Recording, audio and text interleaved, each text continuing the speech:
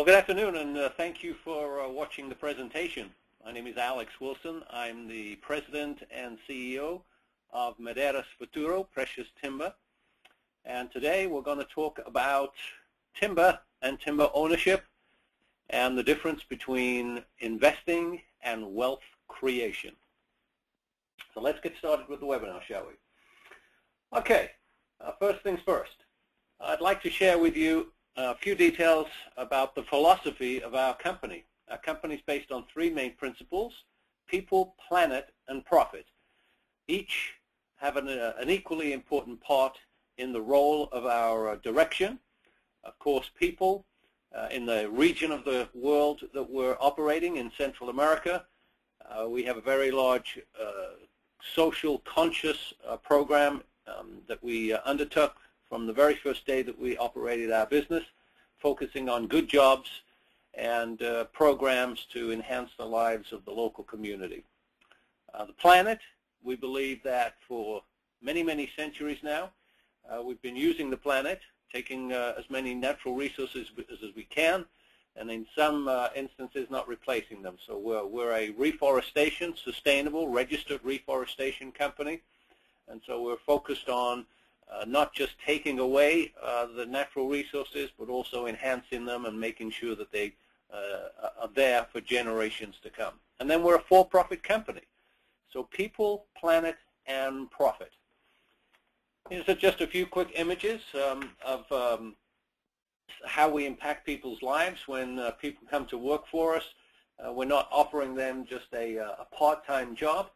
We're offering them a career job. We're in the timber business. We raise saplings into trees and then turn trees into lumber and then ultimately into products. And so the job starts out where an individual working for us on the plantation will be planting the saplings, maintaining the saplings, growing the trees, and ultimately harvesting the trees too. Here's a picture of one of our employees who has been with us now for several years. And our crew can grow anywhere between 100 people on an annualized basis, depending upon the time of the season, to as many as 1,500 in some instances when we're planting quite a bit of stuff. A couple of other programs that we focus on is children. Not only is it great to be able to help kids go get an education, but when they're there, we learned recently that only half of the kids have a place to sit. And so one of our programs is making school chairs for kids, and you can see the picture on the right of one of our employees in the mill making those chairs. Of course, we talked about the planet and the reforestation nature of our planet, which of course helps the flora and fauna that survive and live in these jungles. When we're talking about people also, we're not just talking about the people that are employees, but the people that we serve. From a wealth creation, wealth protection, and growing our money point of view. We're very focused on families, and families are the primary owner of timber, strangely enough. Most people would assume that the forests around the world are government-owned, but most forests are privately held by families and passed on generation to generation. Now, the ultra-wealthy invest very, very differently than the average person does. The ultra-wealthy has a plan for long-term wealth creation, long-term wealth generational passing on of that wealth, whereas the average person sometimes does not.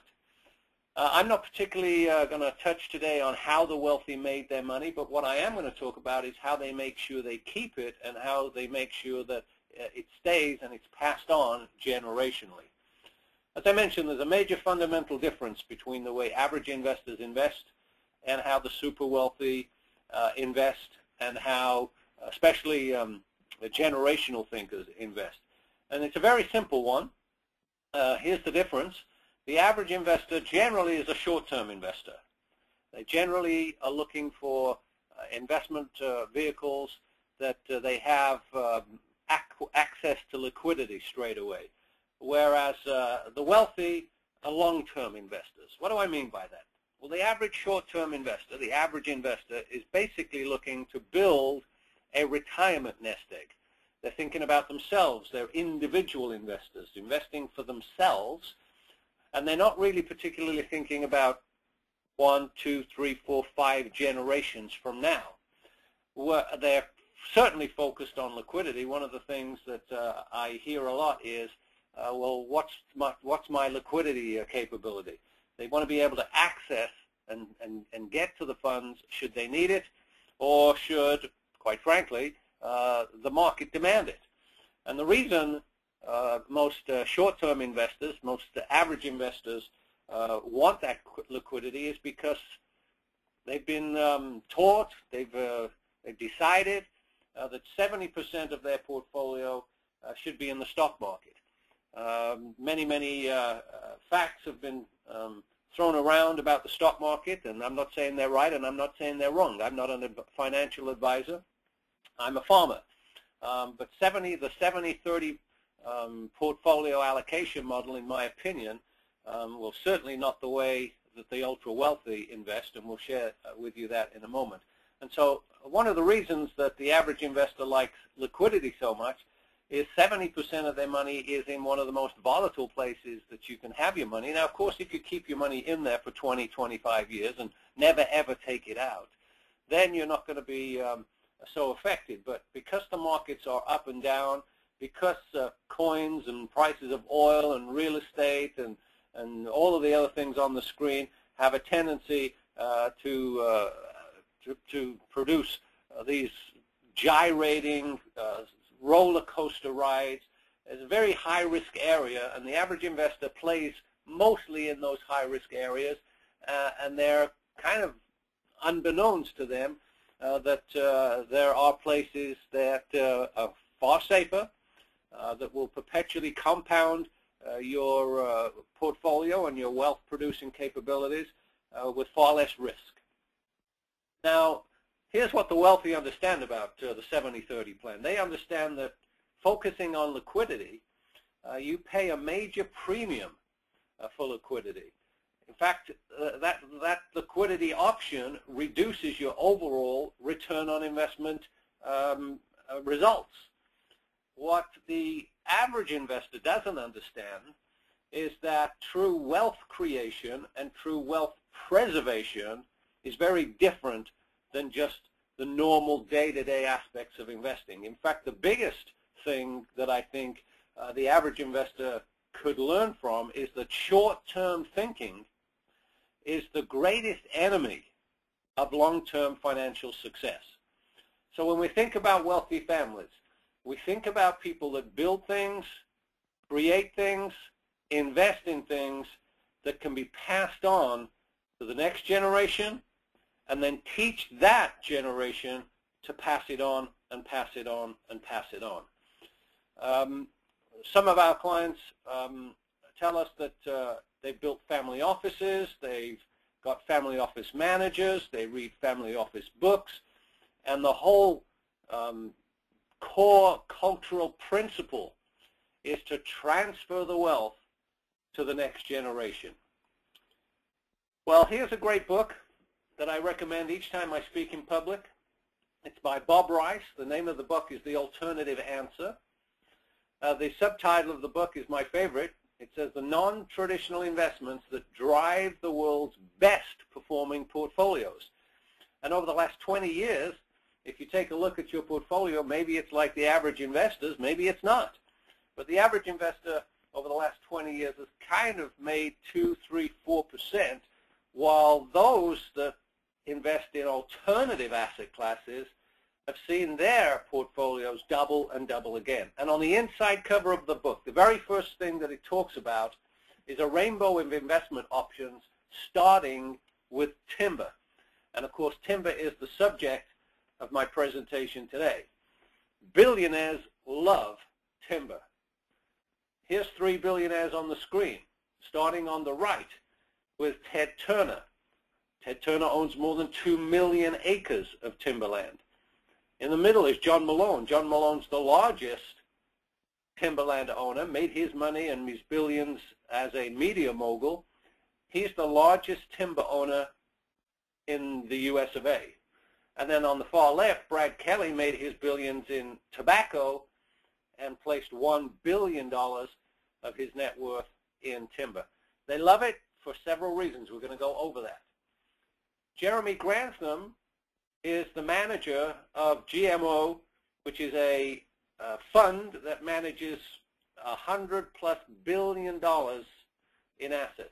And Jeremy said in a newsletter to his subscribers, the only low-risk, high-return asset class there is timber. In fact, he calls it the best long-term investment, period. Just isn't another one that, in his mind, is the best long-term investment. Here's why billionaires and the super wealthy and wealth generators and wealth preservers like timber. You see, you plant a sapling, and then unlike most every other asset class that you have in your portfolio, you can kind of forget it after you've planted it. You don't have to watch the indices. You don't have to watch television. You don't have to wait for your broker to call you. You don't have to be constantly monitoring. You don't have to worry about the economy going up or down. You don't have to be concerned about the financial markets. You don't have to be overly troubled by problems across the world with wars and disasters. Forget about it, because what happens in a forest happens naturally, biologically, and a tree will grow in spite of all of these financial calamities that we experience in the stock market and the real estate market. It grows in spite of and during both good times and bad. What kind of growth, what kind of returns can you see in timberland? Well, here's the Campbell Group's annualized returns comparing bonds, stocks, and timberland from 1987 till 2002, and I'll have another slide here that takes it even further. But you'll see that the bond index, the Lehman Bond Index, was around 6 or 7%. The Goldman Sachs Commodity Index was about 7 or 8%. The S&P 500 was about 10%. And the National Council of Real Estate Investment Fiduciaries Timberland Index was 15%. So the best performing asset class from the mid-'80s has been timber. And actually, if you go back further, you'll find it has done tremendously well for decades and a century now.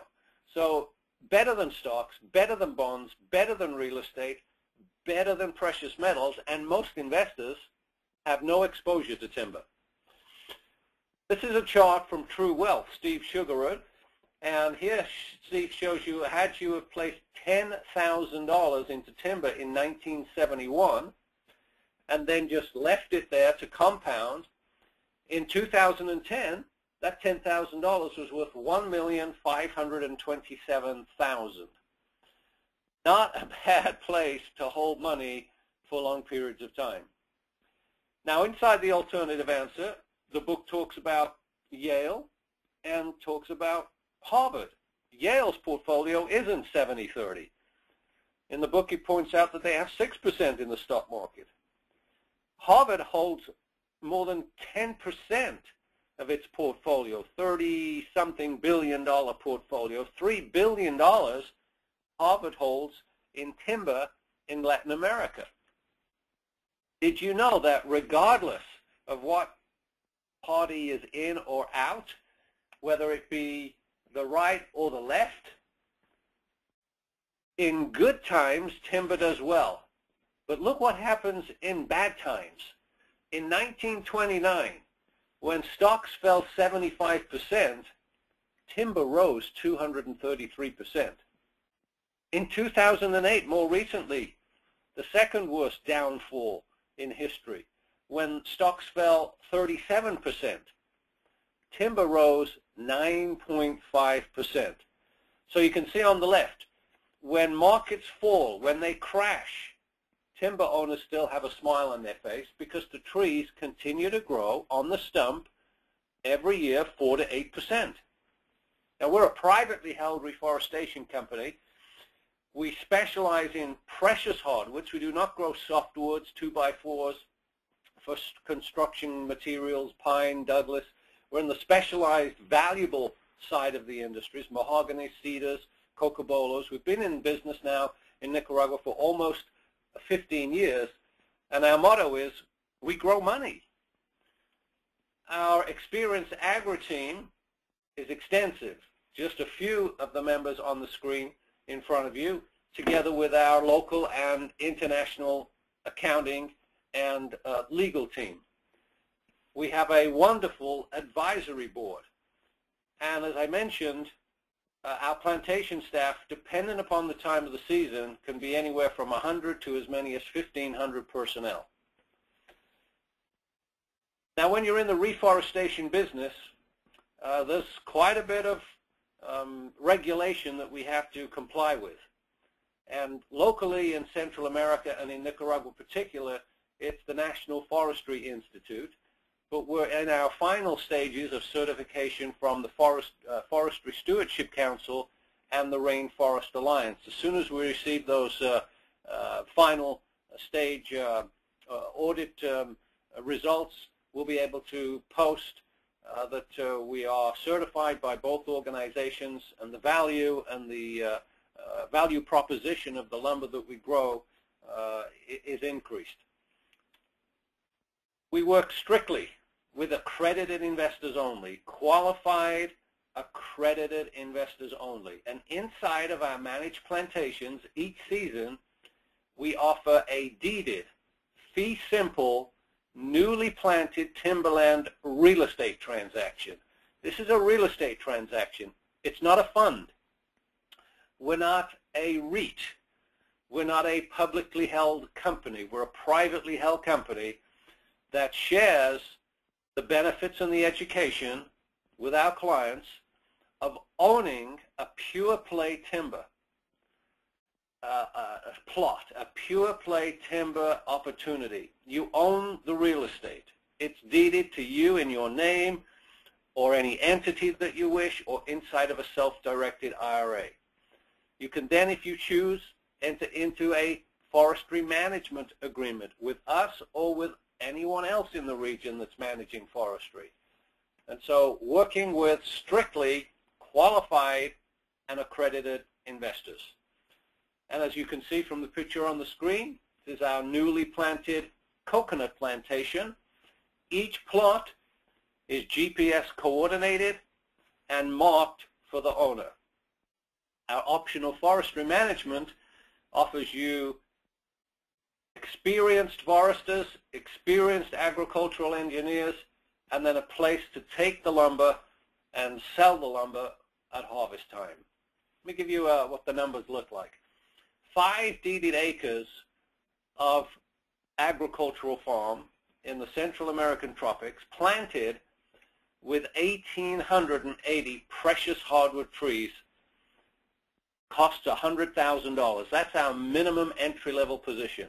$100,000 for 1,880 precious hardwood trees, 5 deeded acres.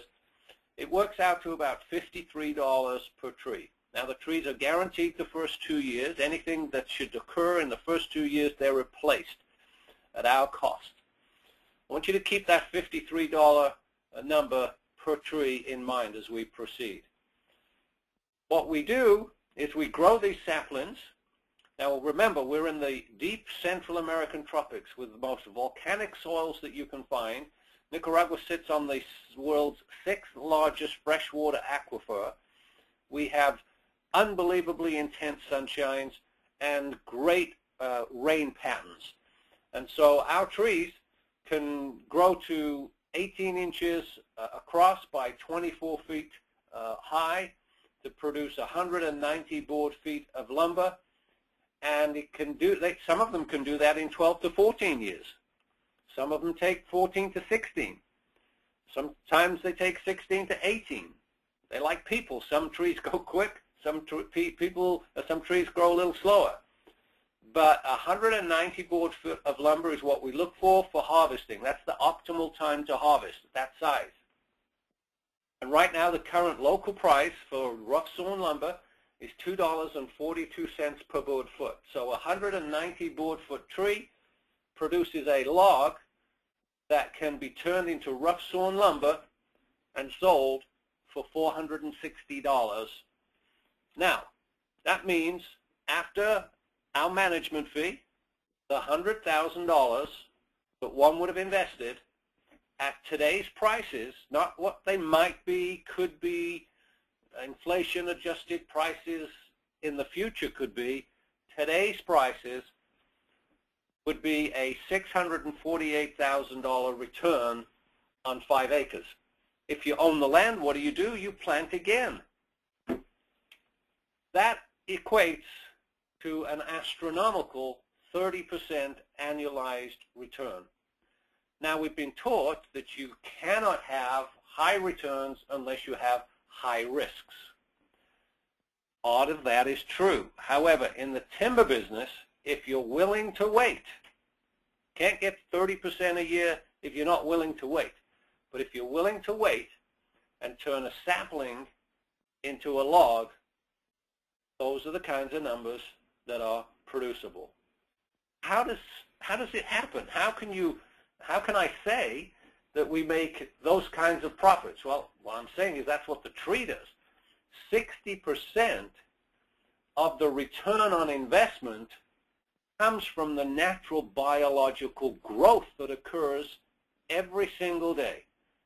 The return on investment has got nothing to do, the total return on investment is a mixture of things, but 60% of that total return God takes care of.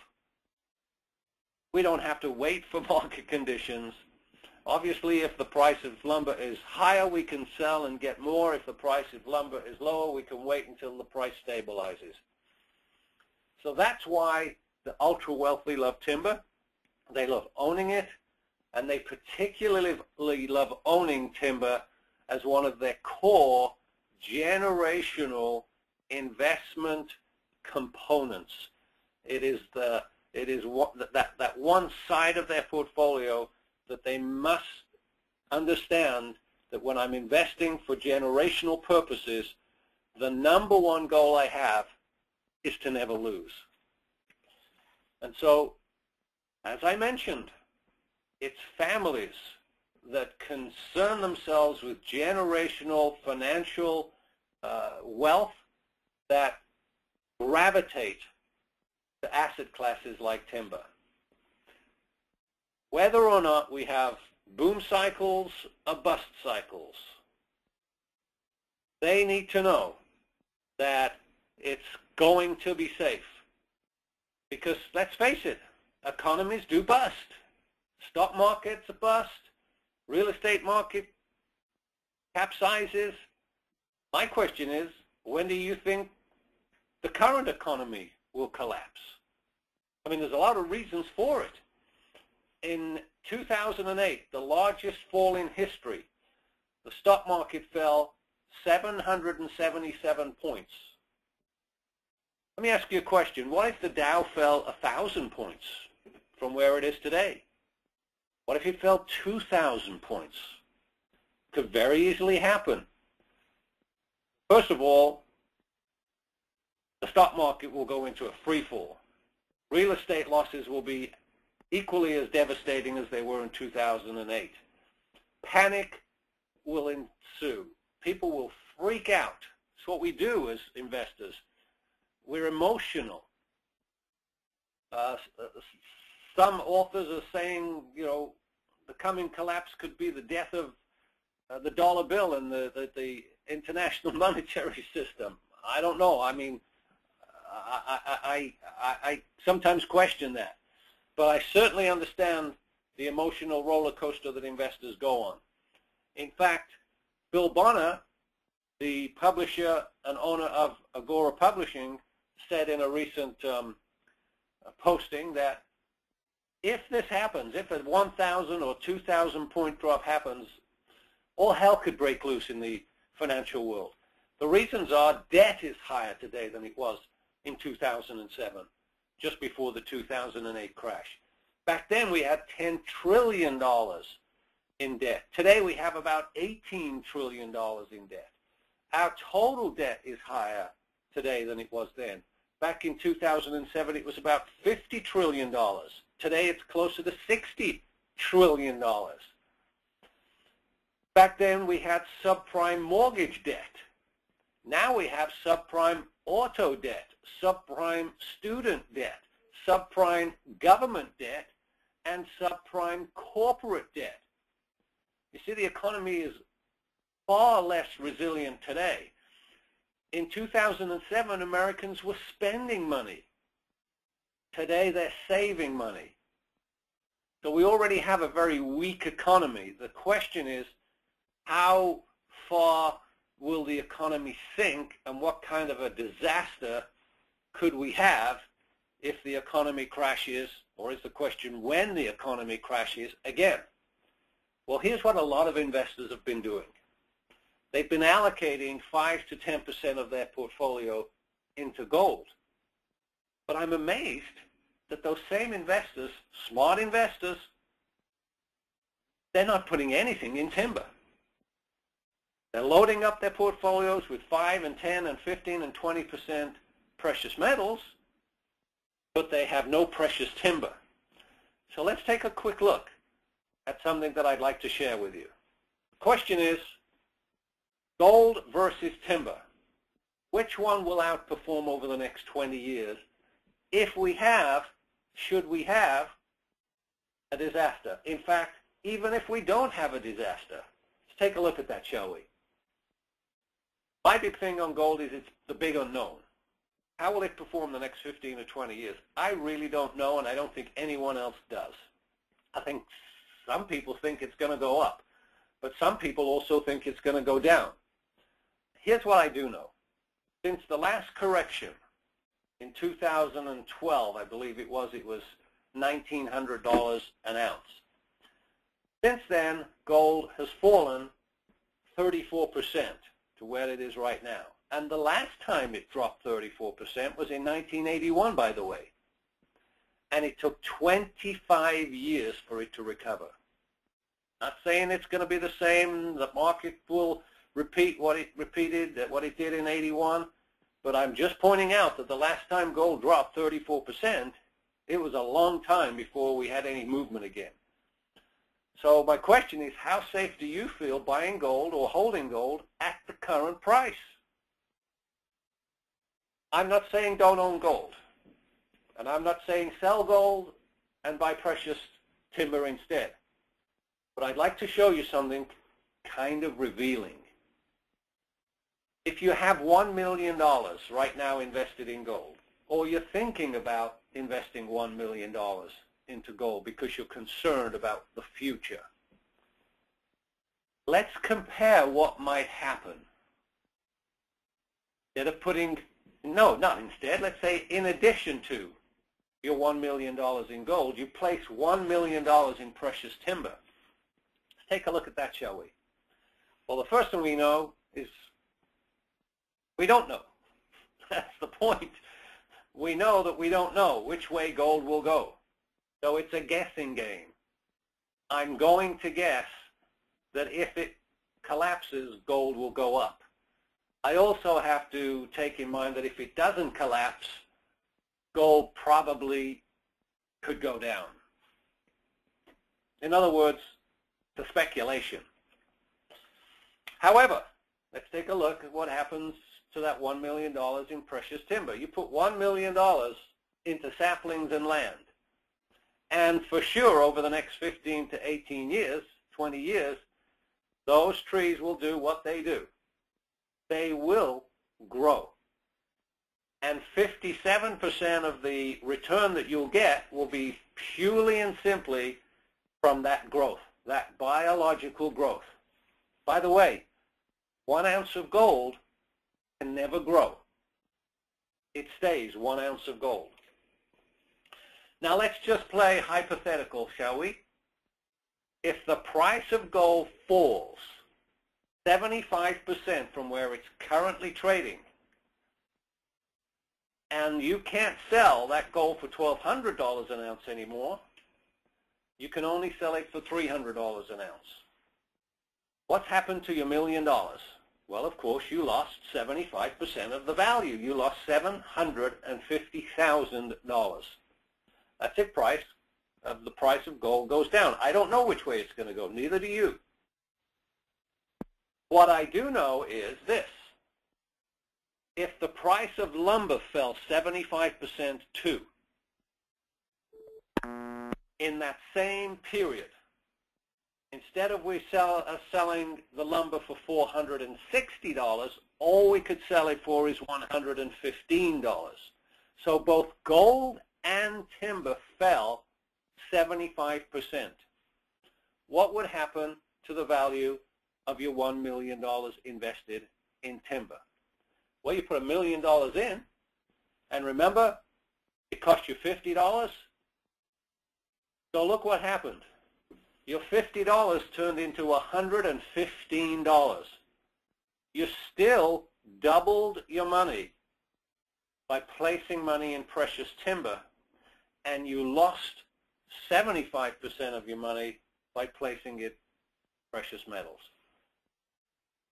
Kind of amazing.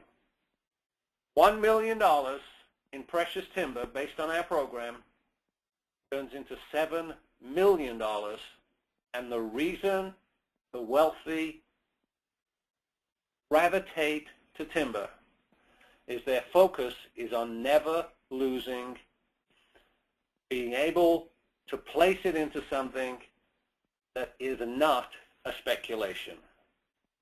Now, we run frequently our timber discovery tours. I'd invite you, get in touch with us and learn about these tours. Come down, walk the plantations, meet the experts, talk to the foresters, see the mill, find out what happens from start to finish. Take a look at where the wood goes and what it's made into and where it's shipped across the planet. We're also in the coconut world. I'll have another presentation on coconuts. This is a wonderful space. During the timber tour, we take you over to our coconut plantations. Discover what's happening in the coconut world. Taste the coconuts that grow on our sister plantation. Now, as I mentioned, we work with qualified and accredited investors only. If you'd like to register online for a free personal consultation, then please do so. I'll give you the address, our address in a moment, but also, whilst you're online and at our website, register for our white pages. They're free. How the super wealthy get rich, stay rich, and how you can too. How to safely and profitably invest in timber. How Timberland can help you grow the wealth for you and your grandkids. Precious metals versus precious timber. Which one will outperform over the next 20 years? And why big business is going coconuts. Pepsi-Cola is now the largest coconut plantation owner in the world. If you're a qualified investor, if you're an accredited investor, ask to receive a copy of our precious timber, the billionaire secret to low risk, high returns. Maybe review our Going Coconuts brochure. You can do all of this by logging onto our website at PreciousTimber.com. You can email me direct at info@PreciousTimber.com, or you can call our toll-free number, 855-888-6288. Once again, 855-888-6288, or visit PreciousTimber.com. Okay, let me just recap. Most investors have an individual investment outlook. Wealthy investors have a long-term outlook, a long-term approach. They think wealth creation and wealth preservation. How do you invest? And I'll leave you with this thought. It's a Warren Buffett statement. If you don't feel comfortable owning something for 10 years, then don't own it for 10 minutes. Thanks for listening.